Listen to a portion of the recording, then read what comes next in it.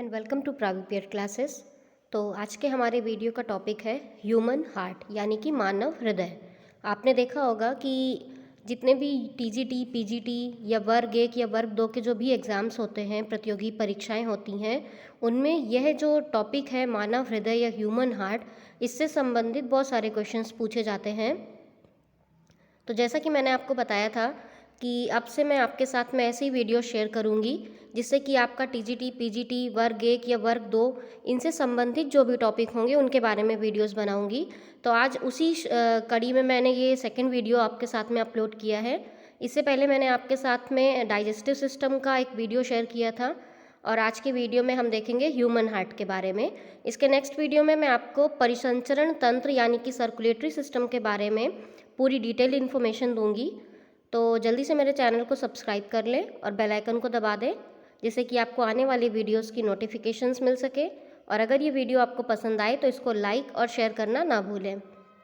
तो चलिए देखते हैं हम ह्यूमन हार्ट यानी कि मानव हृदय के बारे में।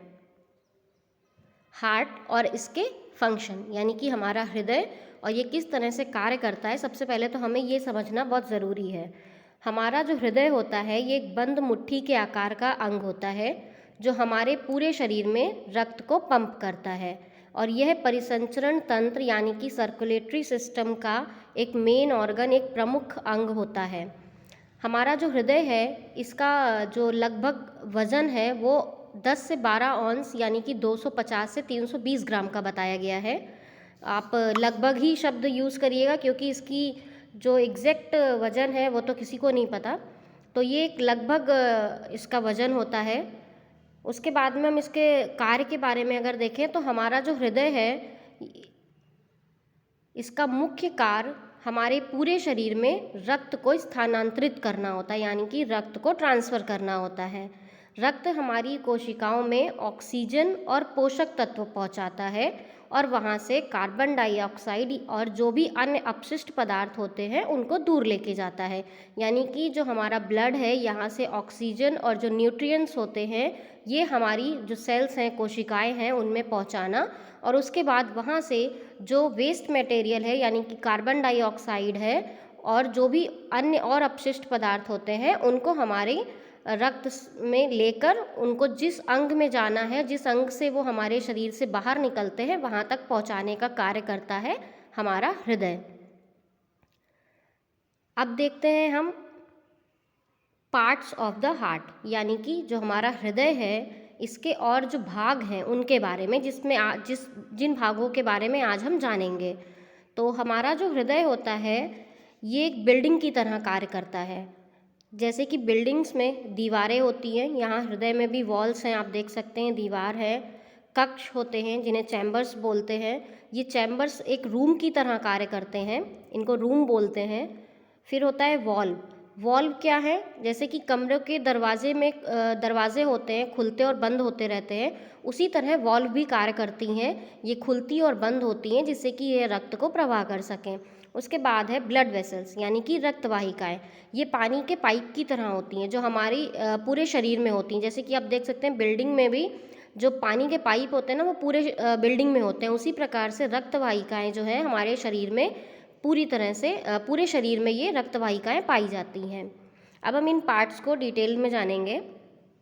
सबसे पहले है वॉल्स ऑफ द हार्ट यानी कि हमारे हृदय की दीवारें। हमारा जो हृदय है इसकी दीवारें एक ऐसी मांसपेशी से बनी होती हैं जो हमारे पूरे शरीर में रक्त भेजने के लिए सिकुड़ती और रिलैक्स होती हैं, यानी कि ये कांटेक्ट करती हैं और रिलैक्स होती रहती हैं जिससे कि हमारा जो शरीर में रक्त है उसका प्रवाह हो सके।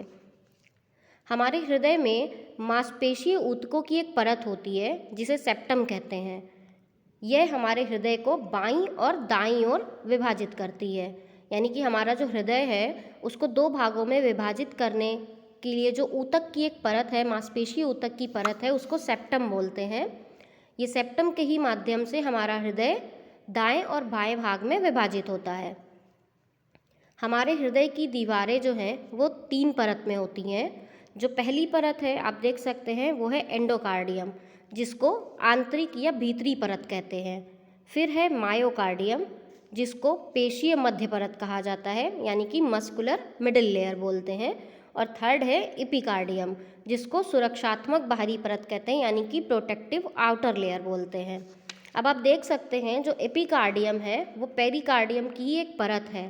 पेरिकार्डियम क्या है? पेरिकार्डियम एक सुरक्षात्मक परत होती है जो हमारे पूरे हृदय को ढकती है, यानी कि ये पूरा जो हमारा हार्ट होता है ये इससे कवर्ड होता है। ये हमारे हृदय को ल्यूब्रिकेट करती है, जिससे कि जो अन्य अंग है वो हमारे हृदय से रगड़ ना खाएं, यानी कि हमारे हृदय को रगड़ खाने से बचाती है। ये जो पेरिकार्डियम है ये एक ऐसा तरल पदार्थ निकालती है जिससे कि हमारा जो बोल सकते हैं जो रगड़ खाते हैं अंग वो रगड़ ना खाएं, क्योंकि ल्यूब्रिकेट होगा अगर कोई अंग तो वो रगड़ नहीं खाएगा। तो वो जो तरल पदार्थ है वो भी पेरिकार्डियम से ही रिलीज होता है। नेक्स्ट है चैम्बर्स ऑफ द हार्ट। हमारे जो हृदय है उसके कक्ष, जिसको मैंने आपको बताया था रूम्स की तरह होते हैं। तो यहाँ पर आप देखेंगे हमारे हृदय में 4 अलग अलग कक्ष होते हैं, यानी कि 4 चैम्बर्स होते हैं हमारे हृदय यानी हमारे हार्ट में। ऊपर की तरफ में 2 जिन्हें एट्रियम या अलिंद कहते हैं, और नीचे की तरफ में भी 2 होते हैं जिन्हें वेंट्रिकल्स यानी निलय कहते हैं। अब देखेंगे हम सबसे पहले राइट एट्रियम यानी कि जो हमारा दायां निलय है दायां अलिंद है उसके बारे में। हमारे दाएं अलिंद में 2 लार्ज वेन्स होती हैं। ये ऑक्सीजन रहित रक्त को हमारे दाएं अलिंद में पहुंचाती हैं। अब आप ये नाम भी नोट करते हुए चलिएगा। जो सबसे ऊपर में होती है राइट एट्रियम में सुपीरियर वेना केवा उसको कहते हैं। सुपीरियर वेना केवा का जो काम है वो है कि यह हमारे शरीर के ऊपर की तरफ से जो ऑक्सीजन रहित रक्त होता है उसको दाएं अलिंद में पहुंचाना, और इन्फीरियर वेना केवा का कार्य होता है हमारे शरीर के निचले भाग से ऑक्सीजन रहित रक्त को हमारे दाएं अलिंद में पहुंचाना। तो ये हो गया हमारे दाएं अलिंद का कार्य। दाएं अलिंद में आप याद रखिएगा 2 वेना केवास हैं, सुपीरियर और इन्फीरियर। इन दोनों का कार्य होता है हमारी बॉडी से ऑक्सीजन पुअर ब्लड को हमारे जो राइट एट्रियम है वहाँ तक लाना, और उसके बाद हमारे दाएं निलय में उस रक्त को पंप कर देना। ये होता है राइट एट्रियम यानी कि दाएं अलिंद का कार्य। अब उसके बाद हम देखेंगे राइट वेंट्रिकल यानी कि हमारा दायां निलय। हमारा दायां निलय ये फुफ्फुसी धमनी के माध्यम से ऑक्सीजन रहित रक्त को हमारे फेफड़ों में भेजता है, जहाँ पर फेफड़े उस रक्त में ऑक्सीजन को ऐड करते हैं यानी लोड कर सकते हैं वहाँ पर। तो जो राइट वेंट्रिकल है यहाँ पर कार्य क्या है, जो हमारी फुफ्फुसीय धमनी यानी कि हमारी जो पल्मोनरी आर्टरी है यहाँ से उस रक्त को वो लंग्स में भेजती है, और लंग्स में वो जो ऑक्सीजन पुअर ब्लड होता है उसमें ऑक्सीजन ऐड करके वो वापस हमारे जो बाएं अलिंद होता है वहाँ पर भेजता है। बायां अलिंद। बाएं अलिंद में फेफड़ों से रक्त ऑक्सीजन से भरकर फुफ्फुसीय नसों के माध्यम से आता है। यहाँ पर रक्त को बाएं निलय में पहुँचाया जाता है, यानी कि जो हमारा लेफ़्ट एट्रियम है यहाँ पे लंग्स जिस ब्लड में ऑक्सीजन को लोड करता है वो ऑक्सीजन लोडेड ब्लड जो होता है वो हमारे लेफ़्ट एट्रियम में पहुँचता है, और वहाँ से उस ब्लड को लेफ़्ट वेंट्रिकल में भेज दिया जाता है। लेफ़्ट वेंट्रिकल यानी कि हमारा बायां निलय। यहाँ पर बाएं निलय में दाएं निलय से थोड़ा सा ये बड़ा होता है, आपको ये ध्यान रखना है। बायां निलय हमारे दाएं निलय यानी कि लेफ़्ट वेंट्रिकल राइट वेंट्रिकल से थोड़ा सा बड़ा होता है, क्योंकि यहाँ पर जो ऑक्सीजन युक्त रक्त होता है यानी कि जो हमारा ऑक्सीजन रिच ब्लड होता है उस ब्लड को हमारे शरीर में भेजा जाता है। इसका कार्य थोड़ा सा ज़्यादा होता है, इसलिए यह हमारा बायां निलय दाएं निलय से थोड़ा सा साइज़ में बड़ा होता है। अब हम देखेंगे हार्ट वॉल्व, यानी कि जो हमारे हृदय में वॉल्व्स होते हैं वो क्या करते हैं। जैसा कि मैंने आपको बताया था वॉल्व जो है वो एक दरवाजे की तरह खुलते और बंद होते हैं। तो ये किस प्रकार से और कहाँ पर कौन सा वॉल्व होता है उसके बारे में हम देखेंगे। हमारे हृदय के वॉल्व जो हैं वो हमारे हृदय के कक्षों के बीच के दरवाजे की तरह होते हैं। ये रक्त को भेजने के लिए खुलते और बंद होते हैं, साथ ही साथ ये रक्त को गलत दिशा में जाने से रोकते हैं। हमारे हृदय में दो तरह की वॉल्व होती है, एक होती है एंट्रियोवेंट्रिकुलर वॉल्व और दूसरी होती है सेमिल्यूनर वॉल्व। एंट्रियोवेंट्रिकुलर वॉल्व भी दो प्रकार की होती है, ये है ट्राइस्किस्पिड वॉल्व और बाइस्किस्पिड वॉल्व या मिट्रल वॉल्व। तो अब हम सबसे पहले देखेंगे कि एंट्रियोवेंट्रिकुलर वॉल्व क्या है। एंट्रियोवेंट्रिकुलर वॉल्व जो हैं ये हमारे ऊपरी और निचले कक्षों के बीच खुलती हैं, यानी कि ये हमारे एट्रियम और जो वेंट्रिकल्स हैं उनके बीच में खुलती हैं, उनके बीच में ही स्थित होती हैं। अब देखेंगे ट्राइस्किस्पिड वॉल्व का कार्य क्या है। तो ट्राइस्किस्पिड वॉल्व जो होती है ये हमारे दाएं अलिंद और दाएं निलय के बीच खुलती है, यानी कि जब superior vena cava inferior vena cava के माध्यम से जो रक्त होता है वो हमारे दाएं अलिंद में पहुंचता है, तो दाएं अलिंद से दाएं निलय के बीच में स्थित होती है ट्राइस्किस्पिड वॉल्व, यानी कि दाएं अलिंद से जब दाएं निलय में ब्लड आता है उसके लिए ट्राइस्किस्पिड वॉल्व खुलती है और तभी जो रक्त होता है वो हमारे दाएं निलय में पहुंचता है। उसके बाद है मिट्रल वॉल्व, यानी कि जिसको बाइस्किस्पिड वॉल्व भी कहते हैं। ये वॉल्व जो है ये हमारे बाएं अलिंद और बाएं निलय के बीच खुलती है, यानी कि जब ऑक्सीजन रिच ब्लड हमारे बाएं अलिंद में होता है तो बाएं अलिंद से बाएं निलय में पहुंचाने के लिए मिट्रल वॉल्व खुलती है और तभी वह जो रक्त होता है ऑक्सीजन युक्त रक्त वो हमारे बाएं निलय में पहुंचता है, उसके लिए मिट्रल वॉल्व खुलती है। अब जैसे मैंने आपको बताया था कि दो तरह की वॉल्व होती है, एंट्रियोवेंट्रिकुलर और सेमिल्यूनर। तो एंट्रियोवेंट्रिकुलर वॉल्व जो होती है वो मैंने आपको बता दिया है कि वो हमारे अलिंद और निलय के बीच में होती हैं और वहाँ खुलती हैं, और सेमिल्यूनर वॉल्व जो होती हैं ये हमारे निलय से जब रक्त बाहर की तरफ जाता है तब सेमिल्यूनर वॉल्व जो है वो खुलती हैं। अब सबसे पहले आप देखेंगे ये भी दो तरह की हैं, ऑरोटिक वॉल्व और पल्मोनरी वॉल्व। ऑरोटिक वॉल्व क्या है, यह तब खुलती है जब हमारा जो रक्त है वो हमारे बाएं निलय से, आप ये याद रखिएगा बाएं निलय में ऑक्सीजन रिच ब्लड होता है, तो जब ऑक्सीजन रिच ब्लड हमारे निलय से बाएं निलय से हमारे शरीर में दौड़ने के लिए प्रवाह करने के लिए जाता है तब यह वॉल्व खुलती है। कौन सी, ऑरोटिक वॉल्व। तो यह वॉल्व कब खुलती है, यह वॉल्व तब खुलती है जब रक्त हमारे बाएं निलय से हमारी महाधमनी यानी कि यह वह धमनी है जो हमारे शरीर में ऑक्सीजन युक्त रक्त को प्रवाह करती है।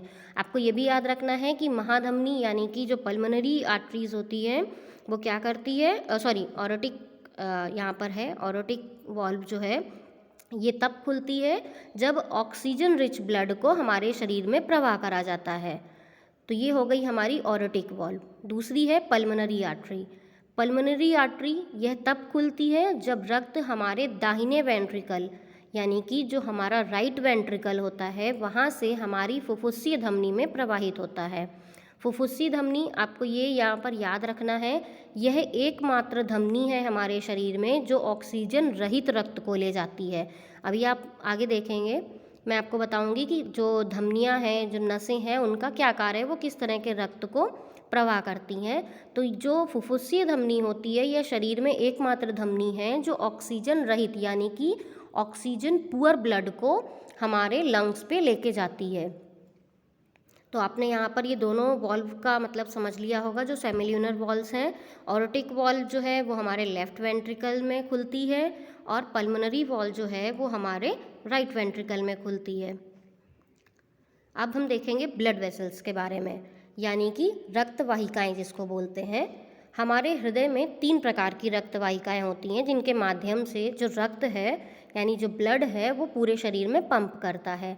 तो सबसे पहले है आर्टरीज यानी कि जिनको बोलते हैं धमनियाँ। तो फुफ्फुसीय धमनी, जैसे मैंने आपको बताया था कि फुफ्फुसीय धमनी को छोड़कर जितनी भी धमनियाँ होती हैं यह हमारे जो रक्त है वो ऑक्सीजन युक्त रक्त को हमारे शरीर के ऊतकों तक पहुँचाती हैं। ध्यान रखिएगा, मैं बार बार इस चीज़ को बोल रही हूँ। वेन्स यानी कि नसें जिसको बोलते हैं, यह हमारे शरीर में ऑक्सीजन रहित रक्त को वापस शरीर से हृदय तक पहुंचाने का कार्य करती हैं। तो धमनियाँ क्या करती हैं, हमारे हृदय से रक्त को शरीर तक पहुंचाती हैं क्योंकि वह रक्त रहता है ऑक्सीजन युक्त, और नसें यानी कि वेन्स ऑक्सीजन रहित रक्त को हमारे हृदय तक वापस लेकर आती हैं। उसके बाद आप देखेंगे थर्ड है कैपिलरीज यानी कि कोशिकाएं।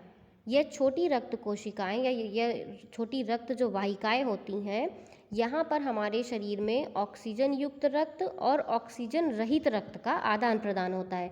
यानी कि जो एक्सचेंज होता है, जो ऑक्सीजन रिच ब्लड होता है जो और ऑक्सीजन पुअर ब्लड होता है, उसका ट्रांसफ़र होता है कैपिलरीज में। तो आपको ये तीनों चीज़ें याद रखनी है कि किस तरह से हमारे शरीर में ऑक्सीजन रिच ब्लड फ्लो हो रहा है, वो किस तरह से कौन सी उससे हो रहा है, यानी कि वो आर्टरीज से हो रहा है, और जो ऑक्सीजन पुअर ब्लड है वो हमारे शरीर में वेन्स से प्रवाह हो रहा है, और उसके बाद में इन दोनों का जो एक्सचेंज होता है वो कैपिलरीज के माध्यम से पूर्ण होता है। तो अब अगर आपको ये वीडियो पसंद आया हो तो मेरे चैनल को सब्सक्राइब कर लें, वीडियो को लाइक करें और इसको ज़्यादा से ज़्यादा लोगों के साथ में शेयर करें। नेक्स्ट वीडियो में मैं आपके साथ में सर्कुलेटरी सिस्टम यानी कि परिसंचरण तंत्र के बारे में बताऊंगी, और उसके बाद में आपके साथ में इनसे संबंधित एक प्रैक्टिस सेट भी लेकर आऊँगी। धन्यवाद।